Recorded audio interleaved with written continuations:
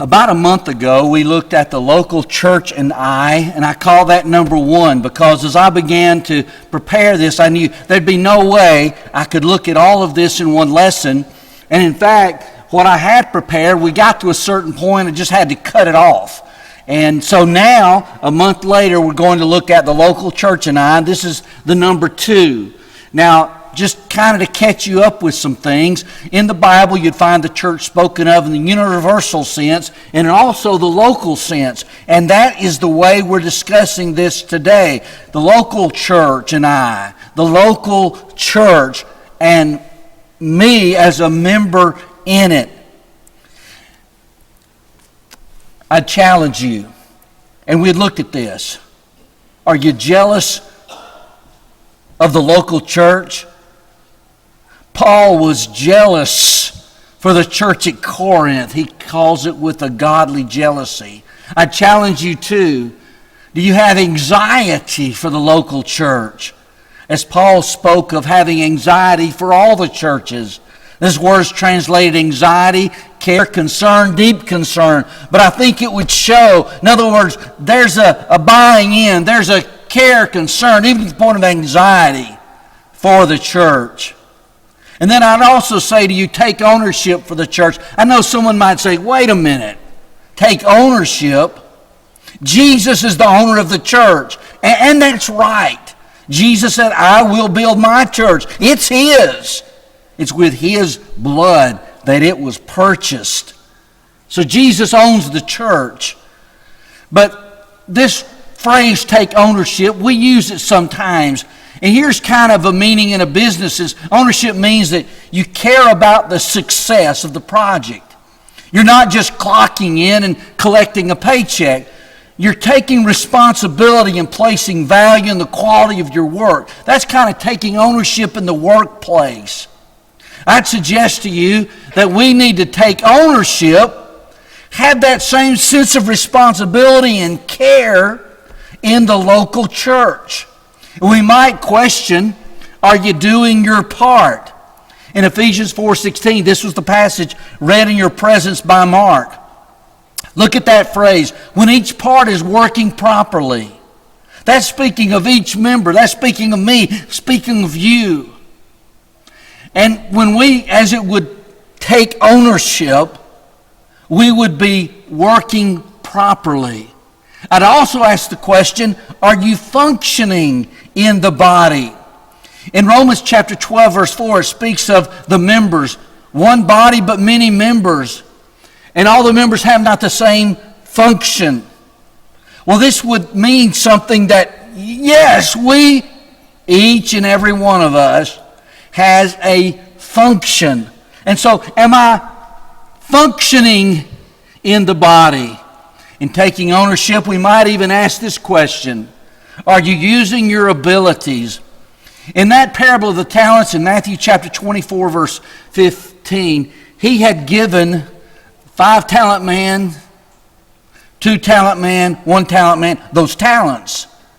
But it says, to each according to his ability. I find it interesting that apparently one man apparently had more ability than the other 2.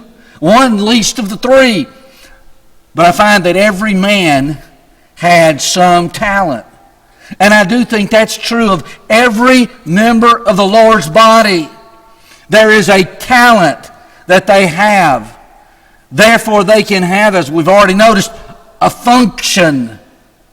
And they need to be, as we've already noticed, working properly. And so we'd ask you, are you using your abilities? Do you take ownership? And like I said, we're using that phrase accommodatively, like we use it today in the 21st century. Jesus is the owner, but I hope we have such a care, concern, such a responsibility felt for the local church that we're doing our part, that we're functioning as we ought, that we're using our ability. This story was told by a man who had significant position, state of Georgia. And he's kind of using it as an illustration. But he said there was a patient in a hospital room and had accidentally knocked over her cup of water. It wasn't even full. And so she was afraid if she got up she might slip. And so she pushed the button. I've had an accident. I have spilt a little bit of water. It needs to be gotten up. The nurse's aide came into the room and she saw, sure enough, there was just a little bit of water there. But you see, there was this hospital rule. There was protocol that if it's just a little spill, the nurse's aide takes care of it. If it's a big spill, you call for housekeeping. And so she was thinking, okay, this is housekeeping. She calls housekeeping.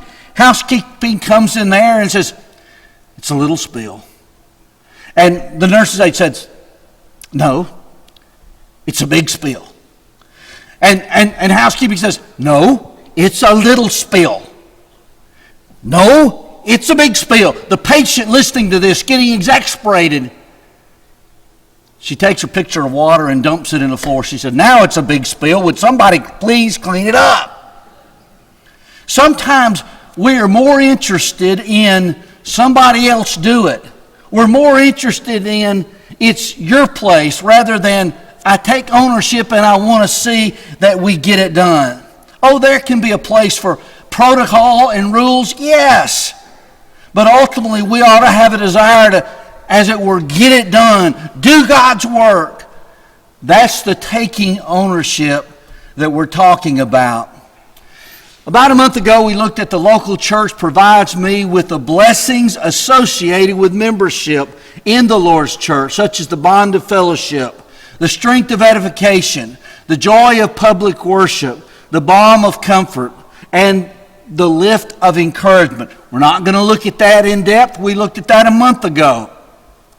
Then we also began to see that in the local church, every member is important. Again, we looked at this a month ago. We're not going to belabor it now. But I wish you would literally say to yourself, I am important at Eastern Meadows because you are. And if you are visiting here from another congregation in town, out of state, wherever it is, you say to yourself, I am important in the local church where I am. I am only one, but still I am one. I cannot do everything, but still I can do something. And because I cannot do everything, I will not refuse to do something that I can do. You owe the local church something, like you owe to your family, to your country, to any other organization you might be a part of. And we noticed one thing that you owe is your presence. Again, we looked at that a month ago, not to belabor it. But as a member of Eastern Methodist Church of Christ, I want to be a part of everything as much as I can be, realizing sometimes merely my presence is that important. Secondly, we didn't quite get to this. This is kind of now where we start up. I owe to this local church my desire. Cleon Lyles wrote an article about the Madison Church of Christ many years ago. In the 1970s, 80s or so, it would have been, if not the largest, one of the largest churches of Christ in America, having over 3,000 in membership. And he wrote about it back when it was kind of smaller, and about how in 10 years, the magnificent amount of growth in number, magnificent amount of growth in the contribution there at that church in Madison. And then he began to list things that made for that growth. And then he got down and says the number one reason they grew. They desired to grow. They desired to grow. There's many churches that do not grow. And it's for the reason they don't desire to grow. I've never read this book, but I was told that within this book, How to Get Rich Quick, The Real Truth, book written many years ago, the author lists a number of ways to get rich quick. By the way, I'm not recommending this book for you, and I'm not recommending you have a get rich quick mentality. But you know what he said was the number one prerequisites to getting rich quick? Desire. Desire. I'd almost say, maybe a little along with desire, with the get rich quick, is an attitude maybe of greed. But we see in every aspect the nature of desire. Want, as it were. And so we need to, yes, within my heart, have the want, the desire, the proper wants, the proper desires for the local church. We also owe to the local church our cooperation. Our cooperation. If you don't believe in cooperation, you observe what happens when one wheel is flat. Wasn't too long ago I had a flat tire. And he said, you're going to have to get a new one. It's too far over to the sidewall. It was 9 days before I got that new tire, and I thought, good to go. And by that evening, I had another flat tire. 9 days later, I got my second new tire. And then I was going down the road, and it was going, blah, blah, blah, blah, blah, blah, blah, blah, felt like that. One of these tires is very bad, very out of balance. Took it back. They're balanced. Going down the road. Blah, blah, blah, blah, blah, blah, blah. Took it back. Kind of exasperated at this point. And he said, probably what happened is one of the stick-on weights just fell off about as soon as you left the place. We got it now. And you know what? Finally, it's better.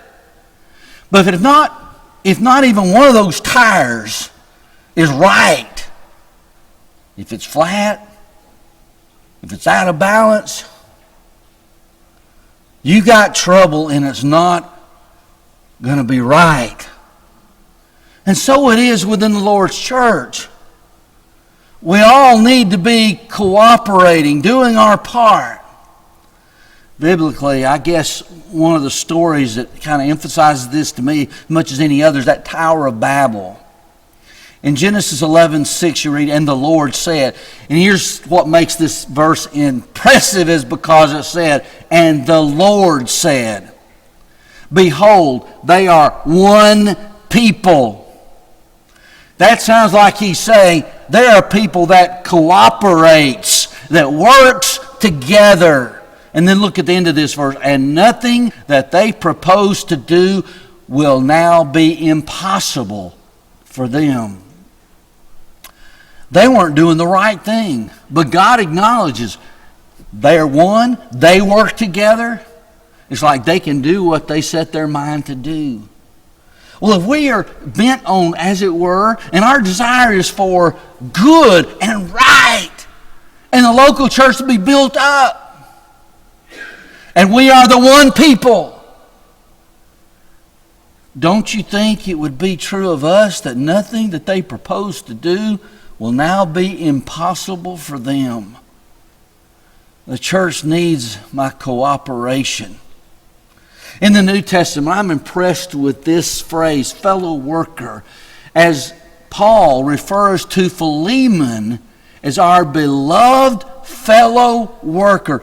Have you ever felt like with some task or job that you're doing it all by yourself, and maybe it's too much for you, or maybe it's a job that others should be helping, but you're doing it all by yourself? And maybe even you get to a point where you just feel frustrated. Maybe you get to a point you feel like, if nobody else cares, I don't either. But if you've got a fellow worker, and you both or many set yourselves to the task, you don't mind as much doing it. and you get the job done, and it's finished with a smile on your face, and joyful. He was able to say, Philemon, my beloved fellow worker. This is us together cooperating in the local church. When we think of the local church, do we think more in terms of they or we? You remember at Easter Meadows, or if you're visiting, wherever you're from, church of which you're a member. When you think about that church, do you think in terms of they or we? I want to tell you something that's very telling how you think. With each and every member of the local church cooperating in all facets of the congregation's work, the they feeling will be cured, and the we feeling will be planted and maintained. Football's almost over. I know that some of you won't appreciate this statement, but I like Alabama football. I was born in Tuscaloosa. At one point, we even lived close enough where on my front porch I could hear what went on in the stadium, but got to go a lot of the home games for free by ushering when I was in junior high school. And so I like to watch Alabama football. But now here's my watching. I like to watch the big run. I like to watch the great big pass. I like to watch the touchdown. I like to watch the tackle. But if somebody begins to talk about this is that kind of play or this kind of play, or if they say, here's his job, this position, this is his job, I don't know that so much. But I do know this, that on that field, each man, whether he's offense or defense, he has a job to do. And if it's a well-coached team, he's learned that job, and they have practiced sufficiently that he can execute that job. He even has to be smart enough to know a different play's called, I may have a different job to do on this play. Or I line up on defense and I see what's there and I see what they're doing. My job may even change, but I've got a job to do. And you know what team typically is going to win? The team where each player does his job the best. And they do it better than the other team. In the Lord's church, we ought to realize every member got a job. And we cooperate. We become a team, a church, cooperating. We can get the job done. Are you an active member, the kind that would be missed? Or are you just contented that your name is on the list? Do you attend the meetings and mingle with the flock, or do you stay at home and criticize and knock? Do you take an active part to help the work along, or are you satisfied to say you just belong? Do you ever go to visit a member who is sick, or leave the work to just a few and talk about the clique? There's quite a program schedule that I'm sure you've heard about, and we'll appreciate it too. Will you come and help us out? So let's be up and doing. Now is the time to start. Don't be just a member, but take an active part. Another thing that I owe the local church is my influence. My influence.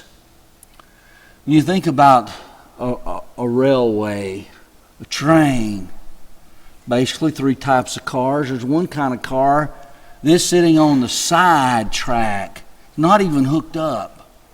It doesn't do anything, it doesn't go anywhere. And then there's that car that it's hooked up, but it doesn't move on its own. But it's part of the train. And then there's that engine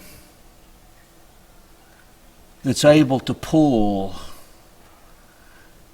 And in fact, I just put it this way. To see a train and realize what that engine is pulling, the tons and tons and tons of metal.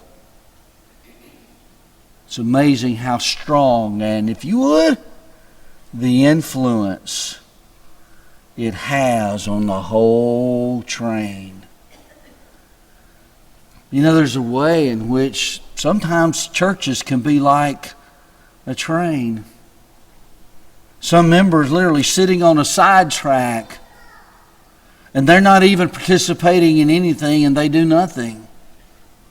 And then there are others that they're hooked up, and they're present, but by themselves they don't move. And there's the engines. Those who, as it were, do the pulling, influencing the whole train to move. I would we would have, if you would, more engines. Our influence. We also need to be encouraging others, influencing others to become members of the local church. In essence, put it this way, to be saved. Right here at this point, you could list every passage in Matthew, Mark, and Luke that deal with the Great Commission. You could list other passages that would speak of evangelism. And we need to be on the lookout where we can be of influence. I'd suggest to you, you can be of more influence than sometimes you'll give yourself credit for. You can make situations even where you could be of some influence. Maybe you're just in the line at the bank or in the line at a store. Have a smile for the people in front of you, behind you. If there can be a conversation that can lead to, here's an invitation.